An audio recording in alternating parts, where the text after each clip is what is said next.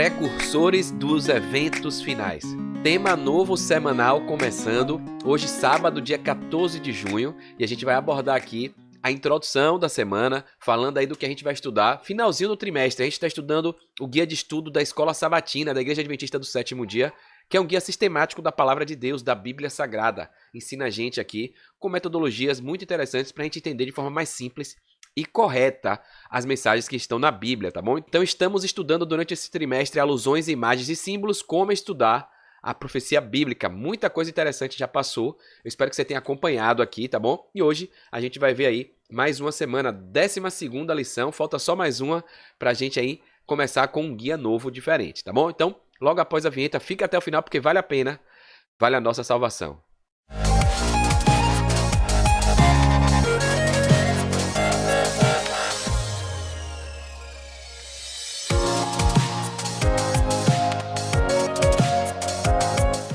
Bem, vamos lá então, compartilhando a telinha, como sempre eu faço, para ficar visualmente melhor. Antes de iniciar, mandar um alô aqui para todos que estão acompanhando aqui, curtindo, comentando. Obrigado pela participação de vocês, tá? Deus seja louvado por isso. Eu espero que esteja sendo útil de fato para você aí, né? Tem aqui a Maria José Bezerra, bom dia, feliz sábado e Deus te abençoe.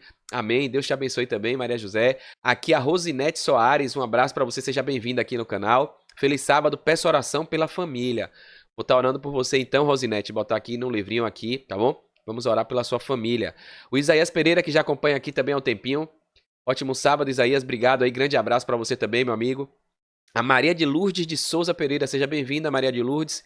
Ela bota aqui amém pelo compromisso com a missão. Que o Senhor te abençoe com saúde e paz. Amém. Que assim seja. Obrigado, minha irmã. Deus te abençoe também. E aqui o Isaías colocando que a explicação da lição é muito boa. Legal. Que bom, né? Vamos que vamos, trabalhando, levando a mensagem para todo mundo que quer aprender mais sobre a palavra de Deus. E como eu digo, nada melhor do que ensinar para a gente aprender, né? Quando a gente tenta compartilhar o conhecimento, né? Ensinar, quem somos nós para ensinar a Bíblia, né? Deus e o Espírito Santo que fala por nós. Mas quando a gente se predispõe a orientar, a explicar, a facilitar o conhecimento, a gente é que acaba sendo o maior beneficiado, né? A gente é quem acaba sendo alimentado mais intensamente, tá bom? Então ainda com a vozinha meia foinha ainda, melhorando, graças a Deus, mas vamos tocando aqui.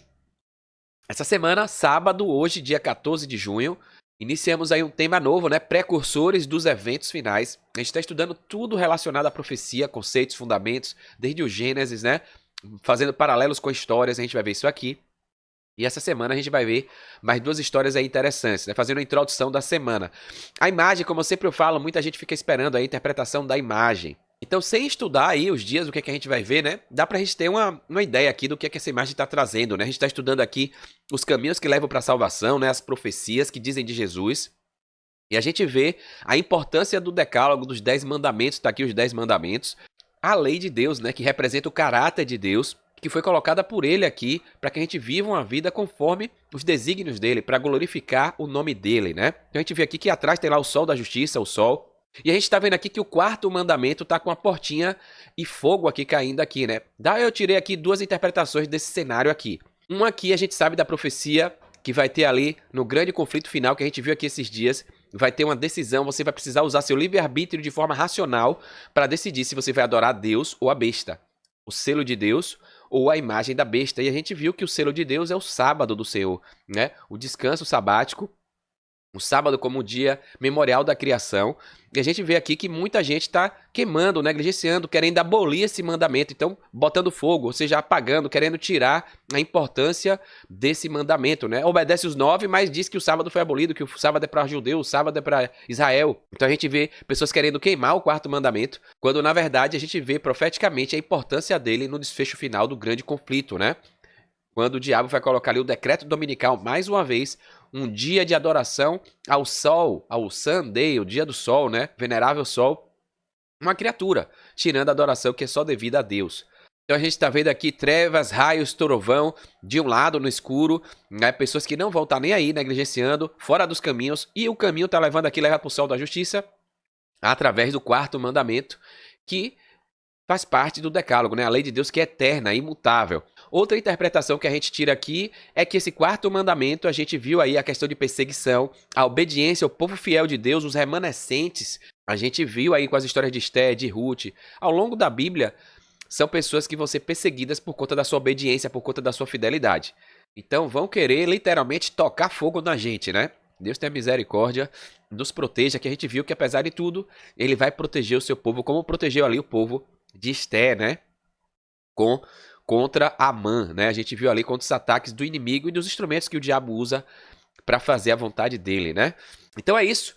Foi o que eu vi aqui de início aqui. A gente poderá dar uma complementada aqui durante a semana, mas me diga aí o que é que você achou, se essa interpretação minha condiz com a imagem, se você enxergou alguma coisa aqui que eu não enxerguei, deixa seu comentário aí, participa, tá bom? Então, muito bacana essa ilustração aqui do nosso guia de estudo, que toda semana vem uma imagem se referindo ao conteúdo do que a gente vai estudar. O verso para memorizar está aqui, 2 Timóteo, capítulo 1, né, antes dos 2 pontos, o número maior, capítulo. Depois dos 2 pontos é o verso, o versículo, o número pequeno.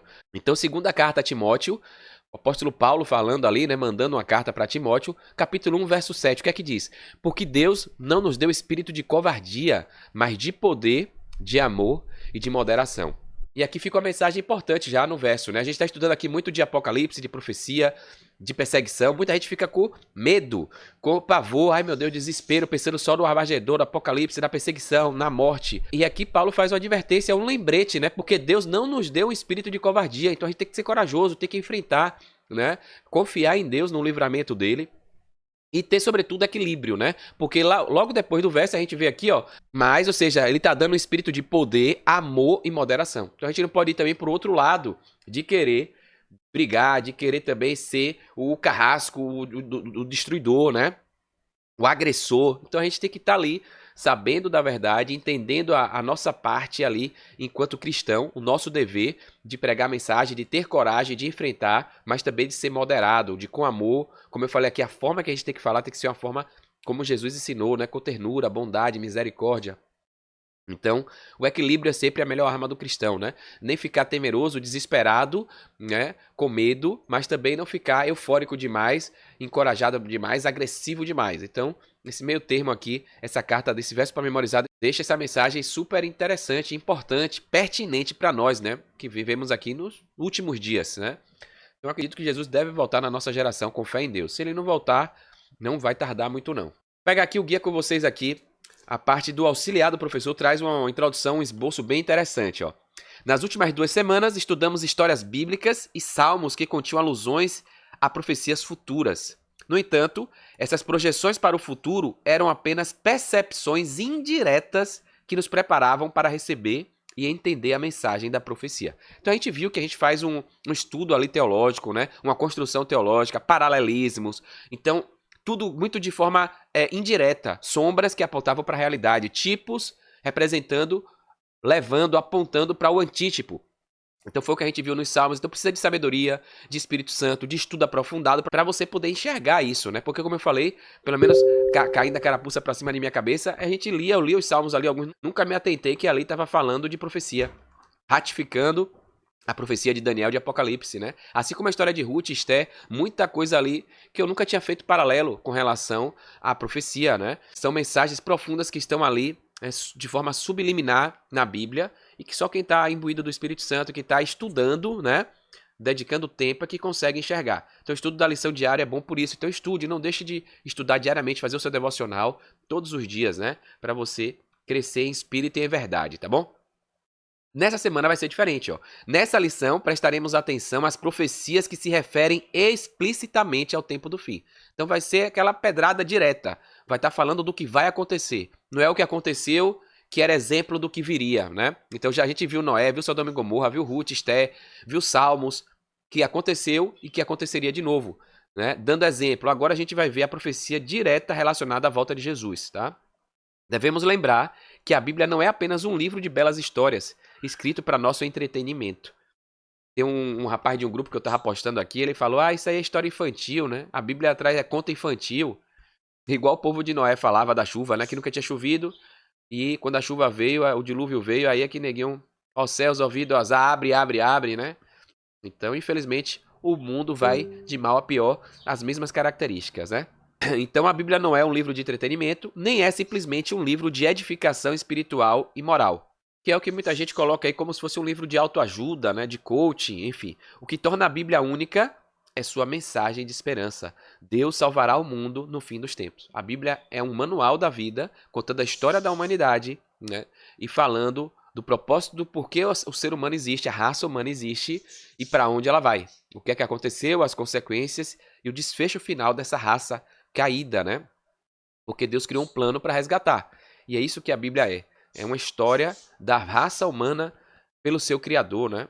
E aqui o autor coloca: a mensagem de esperança, é claro, está presente em diferentes formas ao longo das Escrituras. Então a gente vê, como eu falei aqui, Deus de forma didática e pedagógica foi buscando diversas formas para a pessoa entender, o ser humano entender. E mesmo assim, o ser humano cabeçudo, desculpa a expressão, né? Teimoso, vai distorcendo, vai desobedecendo, vai se corrompendo. E Deus vai trazendo novas formas para ver se ele entende. Vou ver se agora você entende. Vai desenhando.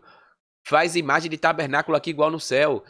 Faz a experiência de sacrifício representando o cordeiro que viria. E vai fazendo coisas e o ser humano quebrando as alianças. Faz aliança, renova as alianças. A aliança de Deus é uma só e tem gente que acha que é duas, é três, é quatro. A aliança é uma só. Ele quer se relacionar, salvar o seu povo para viver com ele eternamente. Foi para isso que o ser humano foi criado. Para honrar e glorificar Deus eternamente.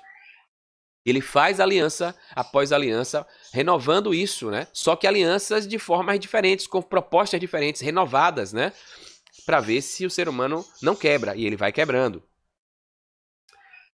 Então a mensagem, como eu disse, de esperança vem com várias roupagens, né? Mas sempre apontando para a mesma essência, para a mesma coisa. Mas apesar dessas várias formas aqui, a gente vê que são particularmente os dois livros apocalípticos de Daniel e Apocalipse que focalizam, né, no destino final do mundo. Esses dois livros estão interligados e por isso serão consultados em conjunto. A lição dessa semana começará abordando a sequência geral dos eventos proféticos, conforme revelada na profecia da estátua, em Daniel capítulo 2, verso 31 a 45, na estátua ali do sonho de Nabucodonosor. Em seguida, vamos considerar os últimos dias da história humana, analisando como a profecia de Daniel expõe o poder do mal e sua mentalidade, que já se manifestaram nos reis de Babilônia, conforme está em Daniel 3, né? A profecia então se cumprirá no chifre pequeno dos capítulos 7 e 8 e na besta de Apocalipse, capítulo 13 e 14. Então, essa semana a gente vai ver propriamente dito aqui as profecias que falam do tempo do fim, da volta de Jesus, né? Da destruição. Inclusive eu falei aqui alguns vídeos, eu vou deixar aqui no card, na descrição, nos comentários. Se possível, na edição eu vou colocar a imagem da thumbnail aqui, da capa desse vídeo que eu fiz. Apocalipse sobre os 7 reis do Apocalipse, é papa, não é? É um vídeo de quase 2 horas. Esse vídeo eu acredito que a gente vai trazer muita coisa da lição dessa semana. Então, se você quiser investir um tempo, vai valer a pena. Eu fiz um apanhado, um estudo profético de vários líderes, do professor Rodrigo Silva, né? Professor Leandro Quadros, várias coisas que eu peguei, estudos do pastor Eleazar, do canal Fala Sério Pastor. Então, muita coisa legal. Fiz um compêndio ali de tudo e gravei esse vídeo explicando para tirar as narrativas erradas, as interpretações erradas de muita gente que tem por aí, né? E não entendem a profecia. Então a gente estudou durante essa semana toda bases, alusões, imagens, símbolos, conceitos, fundamentos, para a gente poder chegar no final e entender a profecia do jeito correto, né? Então aqui na parte de sábado coloca que a gente vai estudar outras 2 histórias bíblicas também nessa semana, que prenunciam os eventos dos últimos dias em detalhes notáveis, né? Primeiramente, vamos ver aqui o relato de Sadraque, Mesaque e Abidnego, dos amigos de Daniel, né? Que tem paralelos com as questões retratadas em Apocalipse 13. Então, voltaremos ao Novo Testamento, onde descobriremos que a experiência dos primeiros cristãos pode nos ajudar a entender o que esperar antes do retorno de Jesus Cristo, né? Ambos os exemplos destacam uma coragem notável e apresentam chaves para encontrar paz de espírito mesmo nas circunstâncias mais difíceis. Então, mesmo com perseguição, com possibilidade de morte, a gente tem que ficar tranquilo, em paz, né? Sermos corajosos, como está no verso áureo aí. Repetidamente, Jesus fez declarações como não tenham medo, ou então, por que vocês estão assustados? Como está lá em João, capítulo 6, no verso 20, Lucas, capítulo 24, verso 38. É importante a gente lembrar que o foco da profecia é Cristo. E sendo assim, em todas as cenas retratadas nos momentos finais da Terra, devemos seguir o seu conselho. Que o coração de vocês não fique angustiado. Vocês creem em Deus? Creiam também em mim. Como está lá em João 14, 1, né? Os eventos dos últimos dias serão desafiadores para os fiéis a Deus, mas é preciso encarar esses acontecimentos com esperança, né? Amém. Para finalizar, nossa introdução da semana, pegando aqui os escritos da nossa querida irmã Ellen G. White, profeta do Senhor, serva do Senhor, né? Ela coloca aqui sobre Daniel, né? O contexto que Daniel e seus amigos foram colocados ali, né? Após o exílio, ali irem como escravos para Babilônia ou para Síria, né? e serem ali atacados por culturas, costumes, para fazer, né, o diabo fazendo de tudo para eles perderem a sua fidelidade a Deus, né, os seus hábitos saudáveis, né, e é o que o mundo faz hoje com a gente. Então, o mundanismo, né, o poder que o inimigo vai trazendo nos hábitos, na cultura, vai fazendo as pessoas perderem a sua essência, às vezes abandonando sem perceber o que Deus quer, né. O que era errado passa a ser comum e aí o errado é feito tantas vezes que o errado passa a ser certo, né? Infelizmente assim. É o que a gente tá vivendo hoje. O pessoal brinca, só falta agora o poste fazer xixi no cachorro. A gente tá vendo valores, princípios, ideologias, narrativas, tudo ao contrário, né? Então, a gente vê que o mundanismo entrando na igreja, o que era errado hoje passa a ser certo porque agora é aceitável. Só que o errado, mesmo que todo mundo esteja fazendo, ele não vai deixar de ser errado, né? Então errado é errado, mesmo que todo mundo esteja fazendo. Mesmo com a narrativa de que ele agora é certo. Não. Se é errado, perante a orientação bíblica, é errado. E a gente precisa evitá-lo, né? Ellen White coloca aqui, ó.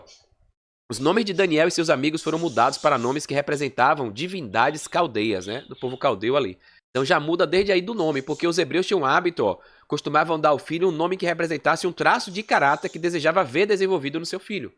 E atrelado à Bíblia, né? A Deus. E aí, o povo ali pagão vem e já troca o nome para já perder essa característica, né? Essa matriz aí. O príncipe, a cargo de quem os jovens cativos foram colocados, lhes deu outros nomes. Daniel 1:7, né? Eles passaram por uma decisiva prova de caráter. Olha o que é, como a gente falou da beleza de Esté, né? É beleza interior, de caráter, de não se contaminar, né? Tinha sido determinado que eles comeriam os alimentos e beberiam vinho que era servido na mesa do rei. Com isso, o monarca pensava que estava dando uma demonstração de bondade e de sua preocupação com o bem-estar deles. Mas, como a parte dos alimentos era oferecida a ídolos, a comida da mesa do rei era consagrada à idolatria e o fato de se alimentar dela era considerado uma homenagem aos deuses da Babilônia. É aí que entra a lealdade, né, de Daniel e seus companheiros para com Jeová. Então eles não se alimentavam, né, porque a gente sabe que a Bíblia condena a gente participar de tal homenagem, rituais, né, para deuses, né, que a gente sabe que não existe, né? Daniel, porém, não hesitou. Para ele, a aprovação de Deus era mais importante do que o favor do indivíduo mais poderoso da terra. Mais importante até mesmo que a própria vida. Por isso, decidiu permanecer firme em sua integridade, não importando quais fossem os resultados. Ele resolveu não se contaminar com as finas iguarias do rei, nem com o vinho que ele bebia. Está lá no verso 8, né? E nessa resolução, nessa decisão, ele foi apoiado pelos seus amigos também. Tá? Isso aqui está no livro Profetas e Reis, página 280 a 281. E aqui Ellen White, a serva do Senhor, faz umas perguntas pra gente. Talvez pra você que esteja aí meio temeroso, temerosa, né? Será que Deus vai me proteger? Será que eu vou aguentar? Será? Olha aqui o que ela fala, Ellen White, pra mim e pra você. Será que o Senhor vai se esquecer do seu povo nessa hora de provação? Vai se esquecer de você e da sua família? Ele se esqueceu de seu fiel servo Noé quando caíram o juízo sobre o mundo antediluviano? Ele se esqueceu de Ló quando desceu fogo do céu para consumir as cidades da planície ali de Sodoma e Gomorra? Ele esqueceu de José, rodeado de idólatras no Egito? Ele esqueceu-se de Elias quando o juramento de Jezabel o ameaçou com o mesmo fim dos profetas de Baal? Ele se esqueceu de Jeremias no escuro e apavorante fosso de sua prisão? Esqueceu-se dos 3 heróis na fornalha ardente ou de Daniel na cova dos leões? E aqui são várias histórias, a gente poderia falar de Esté ali com o povo judeu e Mardoqueu, de Ruth e Noemi, a sua sogra, a gente viu várias histórias aqui. A gente vê que a Bíblia diz que Deus cuida até das aves, dos pássaros, há de também de cuidar de nós, seu povo remanescente, né? Obediente ao que ele pede. E a profetisa finaliza dizendo, ainda que os inimigos lancem os servos de Deus nas prisões, suas paredes não poderão impedir a comunicação entre eles e Cristo. Amém. Aquele que vê todas as suas fraquezas e sabe de toda a provação está acima de todo o poder terrestre. E anjos virão a eles nas celas solitárias, trazendo luz e paz do céu. A prisão será como um palácio, pois os ricos na fé morarão ali.